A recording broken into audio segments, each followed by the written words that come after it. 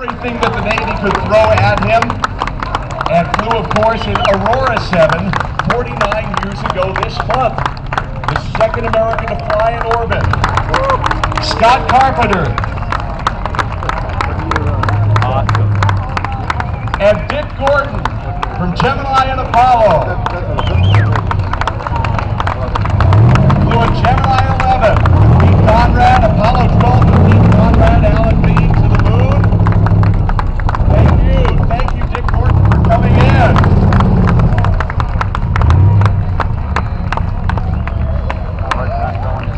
Another Apollo veteran, Walt Cunningham, flew the first Apollo mission with Wally Schirra, Don Isley in 1968, proving that the new Apollo spacecraft could indeed make it through 11 days in space. And also Walt, Wally, and Don proved that astronauts could be funny on TV as they brought us aboard with the first telecasts from space in 1968. Walt Cunningham. Getting further and further out. Is this Navy Captain Edgar Mitchell, sometimes known as Ed? Moonwalker. Apollo 14 flew with Alan Shepard. Alan Shepard, legend has it, was looking for two hot rookies to fly with him in 1971. P. Edgar Mitchell. Stu Ruzza went to the moon.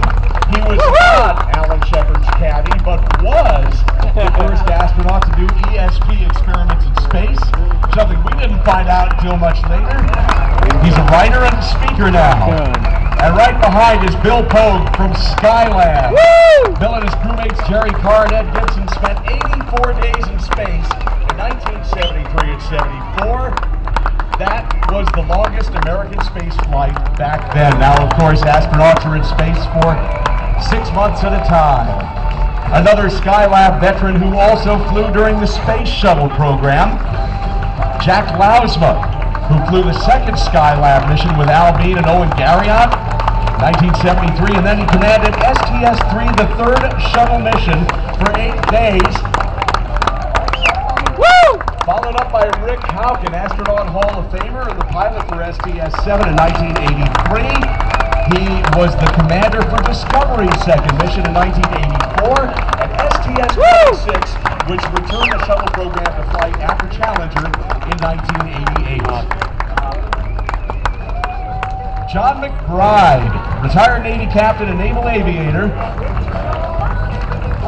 John flew as the pilot of the 41G flight, Challenger, in 1984, the first crew with 7 astronauts aboard. We see John a lot around these parts these days. He is a frequent member of the astronaut encounter team at the KSC Visitors Complex, and over there he's also the Vice President of Education and Planning, John McBride.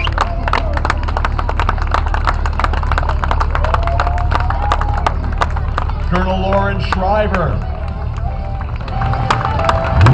Lauren Shriver, of course, 3-time shuttle astronaut, pilot, 2-time commander. After that, one of KSC's big managers, and I was there as he ran the Olympic torch up to the launch pad back in 1996, just before the Atlanta Olympic Games. Lauren Shriver. And Dr. John David Bartow, who was the payload specialist aboard the 51F mission in 1985, co-investigator of 2 experiments. He is an astrophysicist who worked 22 years for the Naval Research Lab and later went to work for NASA as the International Space Station's research manager. John David, thank you for coming in and welcome. This is Marine Colonel Bob Springer, an accomplished test pilot. He flew 500 missions over Southeast Asia, an engineer, a 2-time shuttle mission specialist who became an astronaut in 1981. He flew STS-29 in 1989. That's the very first shuttle mission that I saw launched from the Cape. And he performed, and he flew on STS-38 in 1990. Hey, Bob! Yeah! The man in the silver Corvette coming up, that would be Sam Durant's. Member of the American Astronomical Society, American Geophysical Union, the International Astronomical Union. Do you get a pattern here? He has a degree in physics and a doctorate in astrogeophysics. And by the way, he's got 2 shuttle missions under his belt, STS-35, STS-67, the Astro 1 and Astro 2 missions. Sam Durrance. Woo! Next up in the red Corvette, a guy we see a lot around here, Bob Cabana right now is the Kennedy Space Center Director. He is a 2-time shuttle pilot, a 2-time shuttle commander, starting with STS-41 back in 1990. His last mission was one of the first space station construction missions in 1998.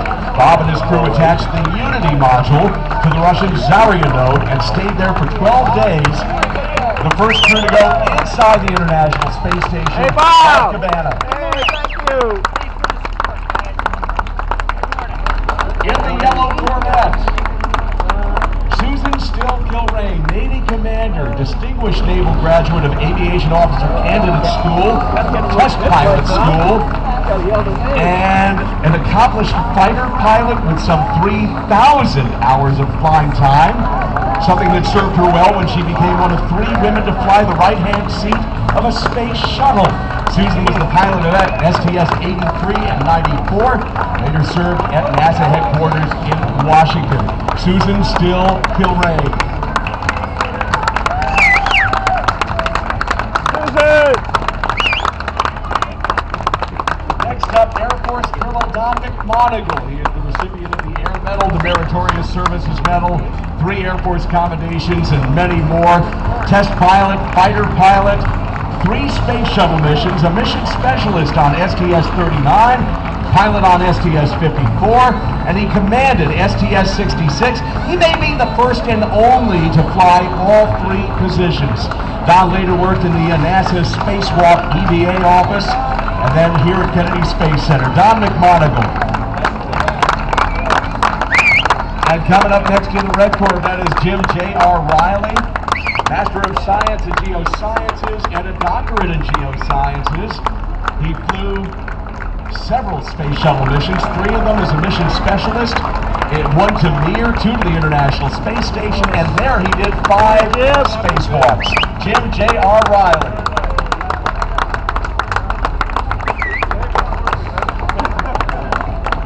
Jim Halsell. Air Force Academy graduate with degrees in engineering, a master's in management, a master's in space operation. I feel like the underachiever here. He also graduated first in his test pilot school class, and then there were those 5 space shuttle missions. 5 of them. Pilot on a 15-day mission in STS-65, the second Mir docking mission, STS-74, and 3 commands, and including 2 microgravity flights and the STS-101 space station construction flight. Hey, Kevin! City Commissioner Kevin Pruitt is also here.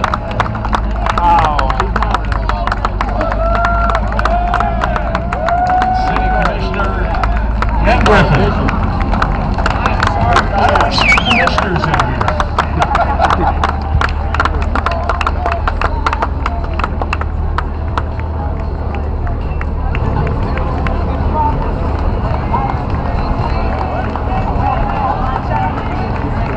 Brevard County Tax Collector Lisa Cullen.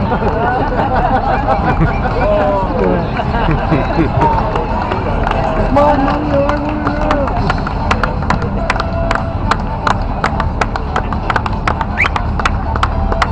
Nobody applauds for the tax collector.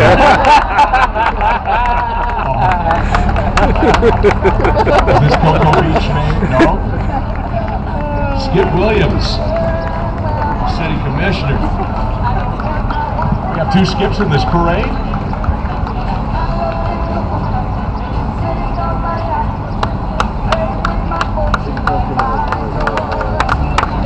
Nice car. Port Canaveral Commissioner Frank Sullivan. You got to give these guys a hand because they're working for you. Port Canaveral Commissioner Tom Weinberg.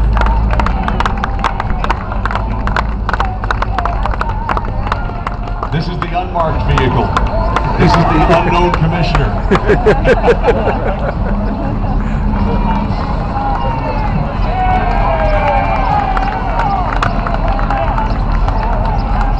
right. We would like to thank some of our sponsors, including Armstrong Chiropractic, Dr. Ken Vihick, Ron Johns Brevard Community College Waste Management, Lawns by Scott, the Florida Bank of Commerce, Tailor-Made Bodies, Antoinette Unique Interiors. Now in the deep red car is Brevard County Commissioner Mary Boland.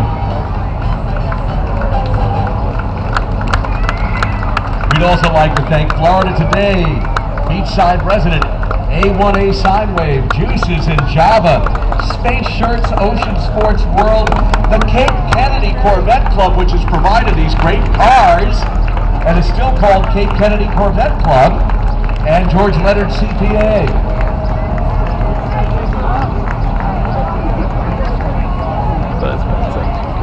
Buzz Petros? Is that you, Buzz? Cape Canaveral Commissioner.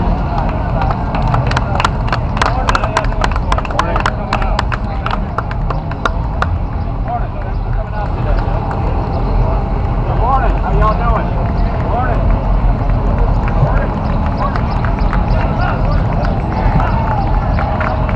Is this Mayor Beeler? No. Yep, thumbs up. Here's Skip Beeler. Cocoa Beach.